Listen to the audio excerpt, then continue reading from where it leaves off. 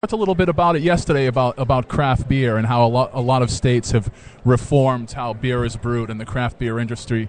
It kind of falls in line with that too, where with a little bit of smart regulation, a little bit of smart leadership by the General Assembly, Rhode Island really could be a craft beer destination. So right now there's a big bureaucracy where if you're a brewer, you can't sell directly to the liquor stores or to the bars, so you have to go through a third party. And it's this big convoluted bureaucratic process. Sure. And I think we could possibly be seeing that with cannabis, hopefully not. Again, just a little bit of leadership from the General Assembly. And for me personally, we joked about it yesterday, the silence has been deafening because I'm constantly contacting my representative and my state senator, and the only thing I'm hearing is crickets. Absolutely. They don't want to touch it.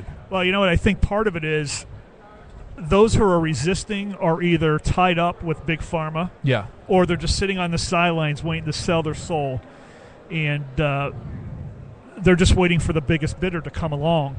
I think could be kind of dangerous if we're just doing this on a reactionary because we have a tax, we're such messed up for taxes. But I think if you have some visionary thinkers that come along and truly put their minds to seeing the aspects of what the impact could be, not only for our tax structure, but, it all trickles down, obviously, but, we could actually become the Amsterdam of the East Coast. And, we're seeing that. There's the wait-and-see approach, and we're seeing that a little bit with Colorado right now. But, as the old saying goes, Rhode Island ain't Colorado. But there's not there's no leadership on the state level, and there surely isn't any leadership in the General Assembly about this. And I think, you're involved in the renewable energy business, right? And I think we're seeing that also with renewable energy, where National Grid, and I don't know the whole story, you probably know a little bit more about it than me, but National Grid had this kind of bogus surcharge where when you tried to switch over, they really hammered you, right? Absolutely. Here they are promoting, sustainable energy, green energy. They want to become known as the green energy provider. However, the sources that National Grid uses to provide our grid are the largest polluters in the world. Right. So most people don't understand that the biggest pollutant in the world is the generation of electricity, and as it's in its brown form. And there's a huge big coal lobby in Washington, and these congressmen and senators get reelected without doubt every year to kind of push that big coal agenda. And I hate to see anybody lose their job, especially working class type folks, these guys that are going into these coal mines and stuff every day. But the time has come. It's another one of those issues where the time has really come to look at other sources. It's time, and the world is changing to a new economy. It's no longer the economies of our fathers and grandparents. We need forward-thinking people. One of the companies that I am, associated with through the renewable energy is Tesla. So Tesla Motors, with the battery car, now has come out with a battery for your home. Yeah. And, as you can see, or you can imagine, the energy industry that we know it now is so against it because eventually people will come off the grid. Yeah. Through solar energy. Now you can store your solar energy through a battery. And, listening to some of your guests speak here today and their technologies in growing farms, how cool would it be to throw up a solar roof in and, be able to grow your indoor plants? Like the gentleman was talking earlier today, using the sunlight by day, but then to spur growth, having a battery-powered lighting system out there. And when you think about our state university of URI as a horticulture university, South County is full of farmland. We could easily impact our economy probably overnight by turning over some grow sites to those spaces. You guys talk a lot about restaurants on My Night Out Radio, and one of my favorite restaurants is Wright's Chicken Farm, and it's out there in God's country. Yeah. And when you take a ride out to Wright's Chicken Farm, you're going to see acre upon acre of largely abandoned, it's up for sale, but nobody's biting, largely abandoned farmland that could be used for cannabis, for industrial hemp, but there's, again, in a situation where people are looking in the other direction. Right. I think the opportunity is ripe for Rhode Island. We know that it's accepted again as a medical use, but looking at it from a more of a bird's eye view, looking at the impact it could have on the rest of our economy, to me, I think is just scratching the surface. And I talk about this a lot, and speaking of kind of a bird's eye view, I talked about a little bit yesterday as we went into the Black Sabbath tune "Paranoid." I don't partake in cannabis for a bevy of reasons, but it's almost a non-brainer, the fact that it should be legal for consenting adults. I am not a partaker any longer, but I do agree also. We know there are some medical impacts it has made. It does continue to make. It's unfortunate that people have to go underground to purchase and to grow. And again, I think it's just a matter of people in positions are just being paid off, or they're just sitting on the sidelines waiting for to sell their soul to let it happen. And just remember that in Rhode Island, our state reps are elected every 2 years, so. Right. Not too long from now, about a year from now, these folks are going to come knocking on your door. They're going to be looking for a donation. They're going to be looking for your vote. You're going to have some first-time candidates out there. Ask them, push them about hemp and push them about cannabis, and see if they can actually, on either sides of the discussion, on either side of the debate, ask them if they can, expand upon that and put out at least some kind of a reasonable argument if they are against it, or maybe they're for it, or maybe they're just going to kind of give you that dumb look. Mostly it'll be that dumb look. But if you think about, we just spoke about the open space in Burrillville area, South County. Then you think about all the vacant lots and buildings that are on in Providence and West Warwick and Woonsocket. Turn those into little shops that sell cannabis types of products, or turn over some of these empty mills that, now we can start growing products for cannabis. I think, again, at one time, Rhode Island was the jewelry capital of the world. And I think, again, if we get some visionary thinkers, we can turn it into the cannabis capital. Well, as things change and as media changes, look at what we're doing here with streaming media, but look at the amount of people who work eBay as a full-time job. Absolutely. That didn't even exist. The economy is definitely changing. It's no longer, we can't think about going to work. The 40-40 plan no longer exists for any of us.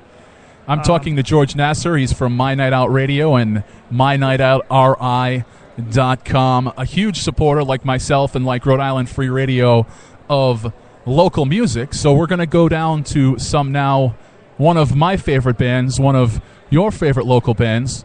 We are going to hear a little Sex Coffee now, and again, it fits perfectly into what we've been talking about, because this is a track called Lying to Yourself, and that's kind of what a lot of the prohibitionists are doing. They are lying to themselves. Tony Jones here, Rhode Island Free Radio, broadcasting live from the first ever Rhode Island Cannabis Convention. Hey, hang out with us. We're going to be on the air. We got some great guests coming through.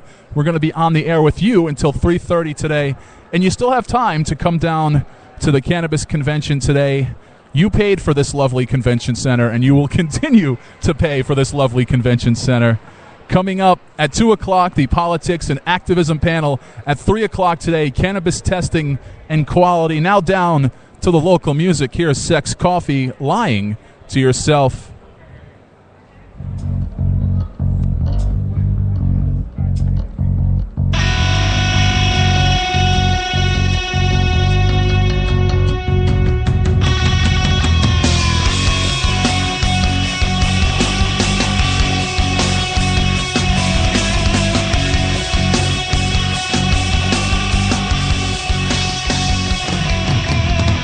Can't forget when you said you would give it all up for me.